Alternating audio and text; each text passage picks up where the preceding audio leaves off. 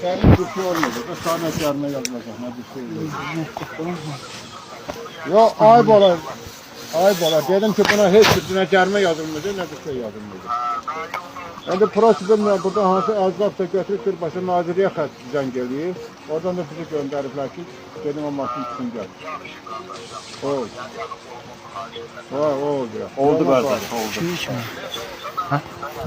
Oldu. Kim için?